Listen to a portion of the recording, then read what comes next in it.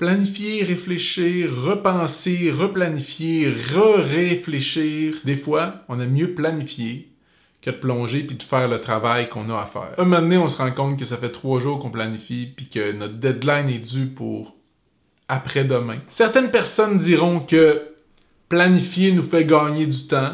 D'autres vont dire que planifier, parfois, ça nous en fait perdre énormément. C'est exactement pour cette raison-là qu'aujourd'hui, je vais essayer de vous expliquer en 5 étapes faciles comment devenir un expert de la gestion de votre temps en laissant tomber la planification abusive. Ou je devrais dire la procrastination abusive. En tout cas, choisissez ce que vous voulez.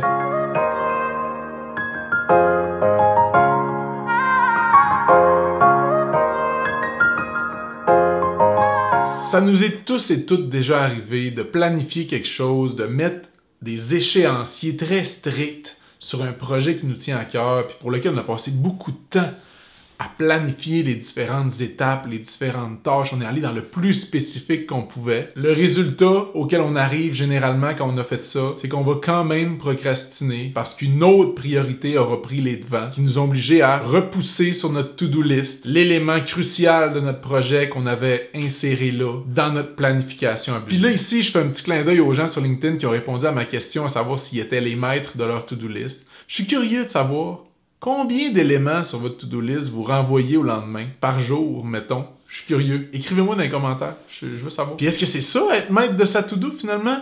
Accepter de reporter des éléments au lendemain? Je sais pas. Je vous lance la question. Mais là, je reviens à la gestion du temps. Si vous reportez des éléments parce qu'une urgence est arrivée, puis que vous procrastinez, même si vous avez surplanifié votre projet, c'est pas vraiment de votre faute. C'est un peu normal, en fait. C'est la faute de la planification. Je vous explique. Au départ, quand on planifie quelque chose, c'est impossible d'anticiper tout ce qui pourrait arriver puis venir accélérer ou ralentir l'avancement du projet. Dans les faits, on va toujours planifier plus ou moins de temps puis arriver à un certain moment donné où on va être à la dernière minute, mais jamais on va être à l'avance. C'est un peu comme ça que ça marche, la planification.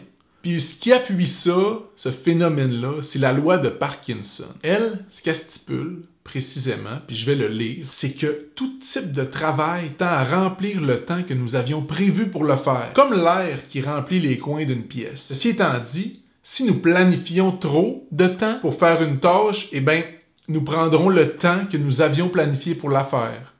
Pas plus, pas moins. En gros, si on planifie moins, on va réussir à faire les tâches qu'on avait prévues en moins de temps. Si on planifie plus, ben on va étaler notre to-do list jusqu'à la date de remise. Généralement, la veille, on va se clencher un sprint de travail, puis miraculeusement, on va être capable de remettre le travail le jour venu. C'est fascinant, je trouve, ce phénomène-là. La loi de Parkinson. Rendu ici, j'ai un peu mis en contexte qu'est-ce qui fait que la planification, ça sert un peu à rien. Ça sert pas à rien dans les faits. C'est très utile, sauf que la planification abusive, elle, vient juste rajouter du sel dans l'engrenage, du sable dans l'engrenage. Bref, sachant que la planification abusive, c'est en quelque sorte une façon de procrastiner le travail qu'on a réellement à faire, j'ai 5 stratégies que j'ai fait ressortir pour vous aider à mieux gérer votre temps au final. Premier élément, c'est d'avoir une meilleure idée de ce que ça prend pour atteindre l'objectif. Avoir une meilleure idée des échecs possibles, des compétences qu'on possède pour réaliser la tâche, puis des gens qui nous entourent pour nous aider, ça va nous aider à rester motivés tout au long de l'atteinte de cet objectif-là. Puis qui dit motivation, dit un plus grand investissement dans la tâche, donc moins de report au lendemain de notre to-do list. Ensuite de ça, ce que je vous invite à faire, c'est de vous fixer un objectif de temps ambitieux. Ce que je veux dire par là, c'est de réduire de 15 à 20% le temps que vous vous alloueriez normalement. Ce que ça va faire, c'est que ça va générer un petit peu de la pression, puis ça va vous aider à rester motivé puis engagé dans votre travail. Donc, vous allez avoir moins de temps de procrastination ou d'évitement de la tâche. Le travail à rendre va être plus proche.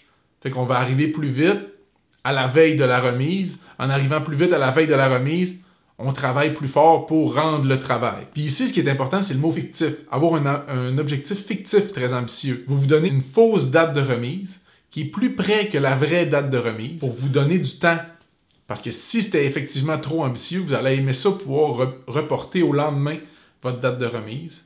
Tout ça pour vous faire sauver du temps à long terme. On se rappelle de la loi de Parkinson. Tantôt, j'ai dit qu'il fallait plonger à un moment donné dans le travail. Mais quand on plonge, il faut garder en tête, si on n'a pas planifié de manière abusive, il faut garder en tête les grandes étapes à accomplir. Comme ça va nous permettre d'avancer dans la bonne direction sans perdre de vue là où on veut aller. Une problématique qu'on voit souvent quand les gens plongent dans le travail à faire, c'est qu'ils vont aller dans la mauvaise direction parce qu'ils n'auront pas pris le temps de regarder où est la destination. Donc, éventuellement, ça fait perdre du temps et on a beaucoup de rattrapage à faire.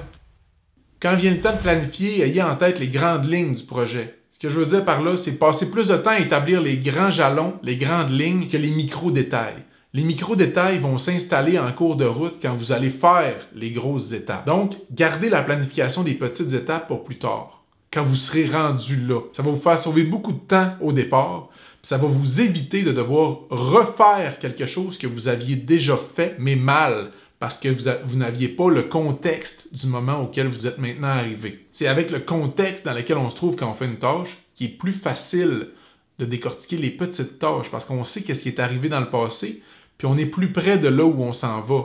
Donc, gardez les détails pour des moments plus avancés dans le projet. Finalement, il faut apprendre à respecter le fait que procrastiner, c'est normal puis ça peut être utile. On peut utiliser la procrastination à notre avantage quand on s'accorde du repos puis que notre cerveau de lui-même va faire des liens qu'on n'aurait pas fait sinon. Ça nous est tous et toutes déjà arrivé d'avoir une idée dans la douche, puis que c'était une vraiment bonne idée puis qu'il a fallu sortir puis aller l'écrire sur un papier ou s'enregistrer sur notre cellulaire parce que c'était trop une bonne idée. Bon, peut-être que ça n'arrive pas à tout le monde, là, mais moi, ça m'est déjà arrivé d'avoir une super bonne idée dans la douche.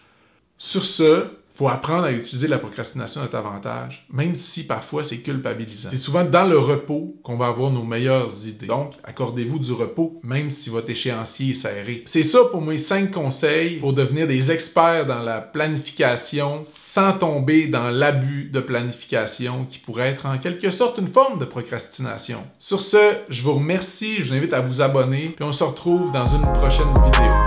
Bye bye.